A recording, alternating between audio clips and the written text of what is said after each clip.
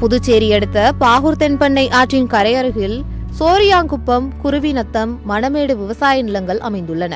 இங்குள்ள விவசாய நிலங்களில் நெல், கரும்பு, கிழங்கு, மணிலா காய்கறிகள் பயிரிடப்பட்டு வருகிறது. ஆனால் இரவு நேரத்தில் இங்குள்ள விளையும் நிலத்தில் பன்றிகள் புகுந்து விளைபொருட்களை நாசமாக்கி வந்தன. இதனால் விவசாயிகள் கடுமையாக பாதிக்கப்பட்டு வந்தனர்.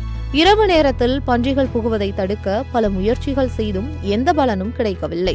இந்த நிலையில் வேளாண் துறை அதிகாரிகள் நேரில் பார்வையிட்டு பன்றிகள் வருவதை தடுக்க வேலி, மருந்து தெளித்தல் போன்ற ஆலோசனைகளை வழங்கினர். இருந்தபோதும் போதிய பலன் கிடைக்கவில்லை என விவசாயிகள் கவலையடைந்தனர். பன்றி தொல்லைக்கு பயந்து பலர் மாற்று விவசாயம் அல்லது விவசாயம் செய்வதை நிறுத்தினர்.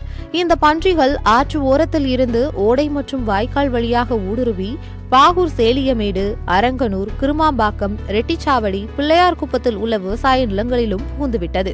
கிருமாம்பாக்கம், பிள்ளையார்குப்பம் பகுதியில் மட்டும் சுமார் 25 ஏக்கரின் பயிரிடப்பட்ட மணிலா கொடிகளை தின்று சேதப்படுத்தியுள்ளது. இந்த நிலையில் பிள்ளையார்குப்பத்தில் உள்ள விவசாயி உமாசங்கர் என்பவர் தனது மணிலா சாகுபடி செய்யும் நிலத்தில் பன்றிகள் புகாதவாறு கூகுள் மூலம் ஆராய்ந்து விளைநிலங்களை சுற்றி தானியங்கி ஒலிபெருக்கி அமைத்துள்ளார். இந்த ஒலிபெருக்கி மூலம் பன்றிகளை பயமுறுத்தும் வகையில் சிங்கம், யானை, புலி, தாரை தப்பட்டை, ஆம்புலன்ஸ் போன்ற சத்தங்கள் மூலம் பயமுறுத்தும் வகையில் ஒலி எழுப்ப செய்துள்ளார்.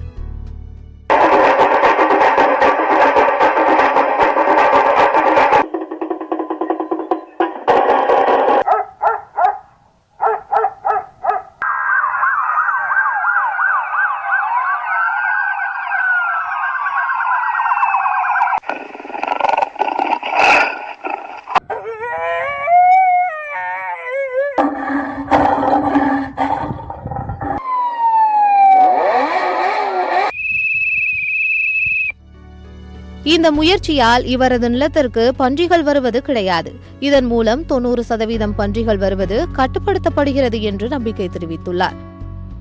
பன்றி பிரச்சனை ரொம்ப தொந்தரவு அதிகமாக இருக்குங்க. இரவு நேரத்தில் அது அதிகமாக பயிர் மகசூலை கெடுத்துதுங்க. இளம் பயிர்லேயும் போடும்போது பயிர் போடும்போது அந்த பயிரை நோண்டி சுத்தமாக அந்த செடிகளை அழித்துடுது. மேலும் 70 வளர்ச்சி அடைந்த பிறகு 70 நாளில் அந்த மணிலா கொட்டைகளை சுத்தமாக பிடிங்கி எடுத்துடு வேர்களையோடு சாய்த்து செடிகளை சாய்த்து விடுகிறது. கொஞ்சம் கொஞ்சமாக நாங்கள் பட்டாசு வெடித்தோ மற்றபடி மருந்துகளை தூவியோ விஷ மருந்துகளை வைத்தோ அதை வைத்து அதெல்லாம் கட்டுப்படுத்த முடியல. மேற்கொண்டு இதை கூகுள் சர்ச் மூலியமாக இதை பல விதமான மிருகங்கள் ஒலி, இது பஸ் சைரன், அந்த விசில் சத்தம், நாய் குலைத்தல், மற்றபடி ஒரு மிருகங்கள் ஒலியை வைத்து ஸ்பீக்கர் மூலியமாக கொஞ்சம் கட்டுப்படுத்த முடியுது இரவு நேரத்தில். அரசாங்க அதிகாரிகளும் அரசாங்கமும் இதுக்கு உண்டான வனத்துறை மூலம் பன்றிகளை பிடித்து சுத்தமாக அதை அகற்ற வேண்டும். 60 முதல் 70 நாட்கள் வரையிலான பயிர்களை கூட தோண்டி எடுத்து சேதம் செய்துவிடும் பன்றிகளை தடுக்க நடவடிக்கை இல்லை என்றும், சிறு விவசாயியாக இருப்பதால் மிகுந்த சேதமடைவதாகவும் இப்பகுதியைச் சேர்ந்த மற்றொரு விவசாயி தெரிவிக்கிறார். எனவே இவற்றை தவிர்க்க புது முயற்சியாக லைட் வைத்து வெளிச்சம் போடுவதாலும் ஒலி எழுப்பும் வகையில் ஸ்பீக்கர் வைத்ததாலும் பன்றி வருவது ஓரளவு கட்டுக்குள் வந்திருப்பதாக தெரிவிக்கின்றார். மணிலா பயிர் வச்சுருக்கிறோம், கரும்பு வச்சுருக்கிறோம். மணிலா என்ன பண்ணுதுங்க, ஆரம்பத்திலே பயிரை நோண்டி தள்ளுது.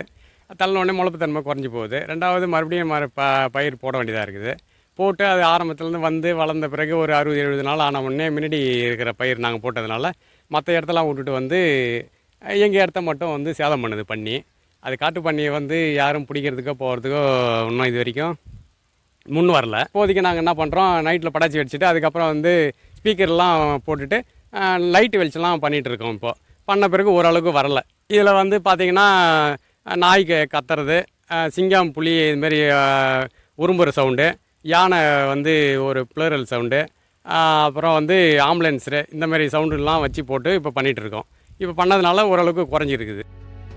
வெறும் 5000 ரூபாய் செலவில் செய்யப்பட்டுள்ள இந்த கருவி தற்போது விவசாயிகள் மத்தியில் பிரபலமாகி வருகின்றது.